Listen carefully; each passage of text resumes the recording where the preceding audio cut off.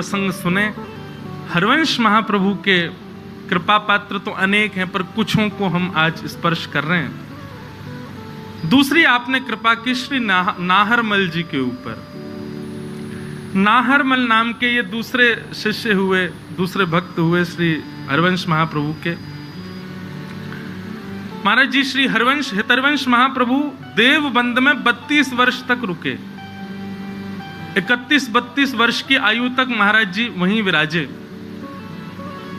तो वहां पर भी आपकी सेवा और आपके भाव से प्रभावित होकर के कई आपके मित्र भी आपके शिष्य बन गए और कई देवबंद में रहने वाले भी आपके अनुचर हुए। उन्हीं देवबंद के अनुचरों में एक आपके शिष्य हुए श्री नाहरमल जी। अब आप तो वापस वृंदावन चले आए, लेकिन वहां जिनको छोड़ करके आए उनकी स्थिति अब बिगड़ने लगी। उन्हीं में से एक नाहरमल जी। नाहरमल जी को इतना विरह हो गया, इतना विरह हुआ महाराज कि अब वे रुक ही नहीं पा रहे थे। उन्होंने तो अपने परिवार से कहा, भैया अब आप सब लोग सब संभालो, पूरा घरवार आदि सब कुछ व्यवस्थित करो, हमसे नहीं रहा जा रहा, हम तो अपने गुरुदेव के पास वृंदावन जा रहे हैं। और नाहरमल जी अपना संपूर्ण परिवार छोड़ करके देवबंद से वृंदावन आ गए। जैसे ही आप वृंदावन आए, वृंदावन में थोड़ी थोड़ी भीड़ होने लग गई थी। कितने लोगों की? 30-40 लोगों की। आज कितनी होती है? राधा वल्लभ जी दिखे ही नहीं रहे हैं, इतनी भीड़ है गई है। और कहां 30-40 लोगों की, ज्यादा से ज्यादा 50 लोग हो जाते होंगे, इतनी भीड़ होती थी।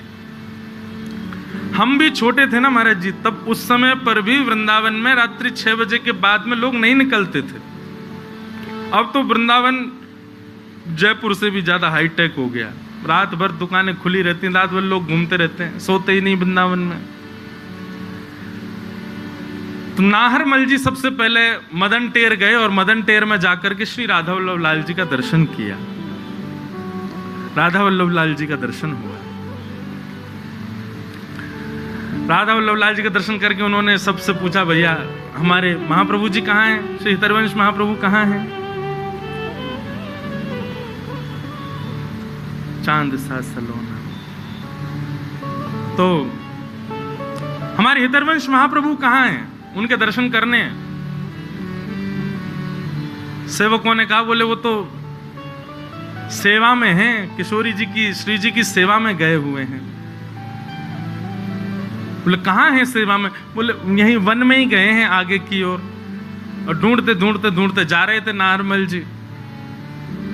तभी आपने क्या देखा? श्री हितरवंश महाप्रभु, हित हरिवंश महाप्रभु अपने कंधा पे एक झोला लटकाए हैं और छोटी छोटी लकड़ियां बीन बीन करके जंगल में से उस झोला में डालते जा रहे हैं। गोबर के उपला मिल जाए तो उनको उठा लेते हैं, कंडाओं को डाल लेते हैं। आहा, हितरवंश महाप्रभु जो साक्षात ऐसे लगते हैं दूर से देखने में मानो युगल सरकार को ही प्रतिबिंब स्वरूप हो। ऐसे कोमल आपके चरण, ऐसे कोमल आपको मुखमंडल, ऐसे कोमल महाराज। और जिनके अनेक शिष्य हैं, अनेक सहचरियां, अनेक दास दासियां हैं, पर स्वयं गए हैं अपने हाथन से ही सब सेवा के भाव कर रहे हैं। अपने आप लकड़ी उठा रहे हैं, अपने आप गोबर के उपला इकट्ठे कर रहे हैं, बरबर के झोली में डालते जा रहे हैं। ये दृश्य देख करके नाहरमल जी बोले, जय जय। और जैसे शब्द सुना, महाप्रभु जी ने देखा, आहा, अरे ये तो हमारे देवबंद से आए हो नाहरमल, रुक जा, अभी सेवा में हूं, सेवा से निवृत्त है कि चर्चा करूंगा। और उठाने लगे, सामग्री उठा के धर रहे हैं, कहीं से पुष्प मिल जाए तो उनको जो भी योग्य वस्तु सेवा की दिखे सब ग्रहण सेवा में ले रहे हैं। अपने निज कर से सब सेवा कर रहे हैं। सेवा करके जैसे जान लगा, और भैया सब ठीक, आनंद कब आए? प्रणाम किया। बोले भगवान, मन में एक शंका उत्पन्न हो रही है। क्या? आप आचार्य हैं, आप श्री हितरवंश महाप्रभु हैं, जिन्होंने वृंदावन में लाकर के निधि विराजमान की, श्री राधा वल्लभ जी को विराजमान किया। आपके अनेक अनुचर हैं, अनेक दास दासियां हैं। ये सब लकड़ी उठाना, उपले उठाना, ये सब क्रिया करना, ये आपका कार्य है। ये शोभा नहीं देता। आप जैसे आचार्य ऐसे बाहर निकल करके ये सब क्रिया करें छोटी मोटी, ये उचित नहीं लगती भगवान। आप दास दासियों को आज्ञा, और नहीं तो सुनिए, अब मैं आ गया हूं वृंदावन, अब मुझे आज्ञा करिए, मैं 2-4 भक्तों की टोली, मैं ये क्रिया किया करूंगा, ये लकड़ी उठाना, ये सब आपको शोभा नहीं देता। उसकी ये बात सुनकर के महाप्रभु जी क्रोध में भर गए, और क्रोध में भर के बोले, श्री जी की सेवा को तू उचित और अनुचित मानता है? मतलब जो निज सेवा करता है, जो श्रृंगार करता है, जो आरती करता है, जो भोग धराता है, वही श्रेष्ठ है। श्री जी की सेवा में आने वाले पुष्प, जिनको श्री जी 24 घंटा गले में धारण करके रखती हैं, श्री जी के अंग पर विराजमान होने वाले वस्त्र, जिनको श्री जी रात्रि में भी शयन के समय पहन के रखते हैं, उनका निर्माण करने वाले भक्त, उनकी सेवा कुछ नहीं। अरे हमको तो अनुभव केवल थोड़ी देर का होता, आरती करने भीतर कुंज में जाते हैं, फिर आ जाते हैं बाहर, लेकिन ऐसी सेवा जो नित्य श्री जी के अंग से स्पर्श करके रहती हैं, उन सेवाओं को तुम सेवा नहीं समझते।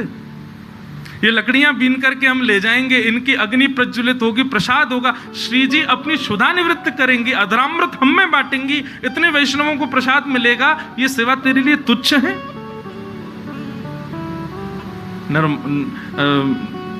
नाहरमल तो परेशान हो गया, नहीं नहीं भगवान, मुझे लगा आपकी योग्यता के अनुकूल नहीं है, और नाराज होगा। बोले कैसे कह सकता है? श्री जी की सेवा सेवा होती है, बड़ी छोटी नहीं होती, चाहे जैसी मिले।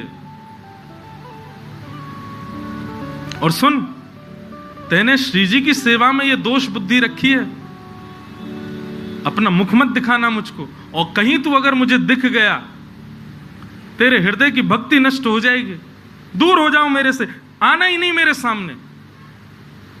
और महाप्रभु जी थोड़े नाराज होकर के वहां से चले गए।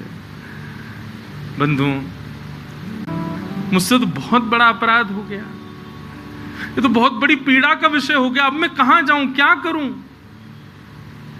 इससे अच्छा तो मैं प्राण क्यों ना त्याग दूं? महाप्रभु जी ने मेरा त्याग कर दिया। बेचारे नारमल तो अपना पूरा परिवार छोड़ करके आए थे, सब छोड़ के आए थे उनकी शरण में रहने के लिए, परंतु एक सूक्ष्म अपराध बन गया जिसके कारण महाप्रभु जी ने त्याग कर दिया।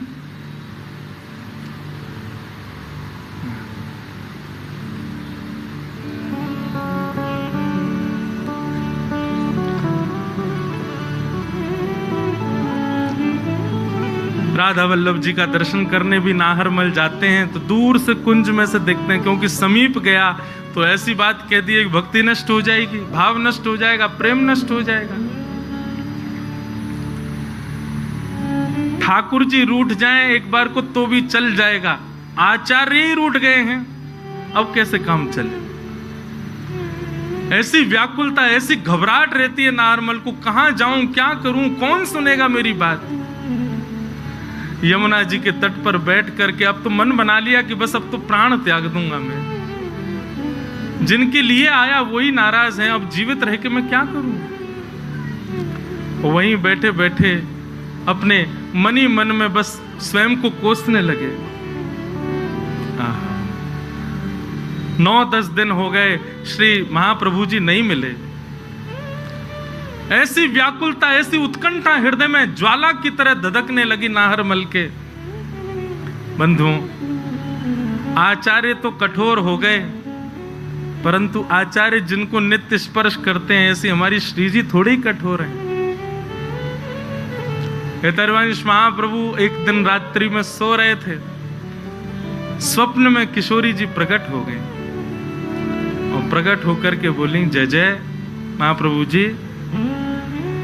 बोले हाँ श्री जी, आज्ञा करो, क्या बात है, आप ऐसी उदास क्यों, कोई श्रम भयो, आज्ञा करो। बोले श्रम तो बहुत ज्यादा हैरो है। बोले कैसे श्रम हैरो है?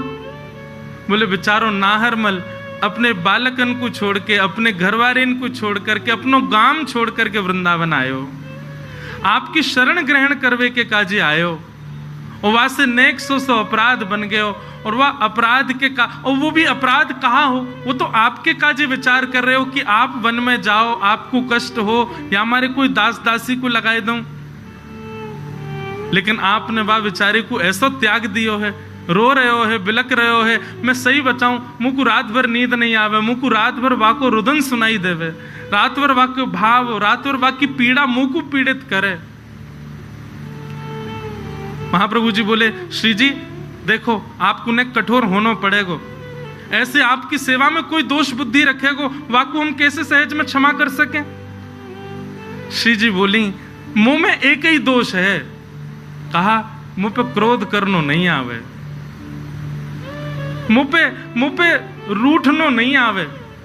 यही मारे मान लीला में भी मैं मान करूं और लालन नेक सी लीला कर मैं सोई रीझ जाऊं, क्योंकि मुंह पे मान करनो आवे ही ना है, मुंह पे रूठनो आवे ही ना है, मुंह पे ज्यादा क्रोध करनो आवे ही ना है, लड़नो झगड़नो ये मेरो स्वभाव नहीं है। याकू आप मेरो दोष मान सको आचार्य चरण, पर मुंह पे ये सहन नहीं है रहे हो है, वह नाहर मल को कष्ट मुंह को बहुत लग रहे हो है।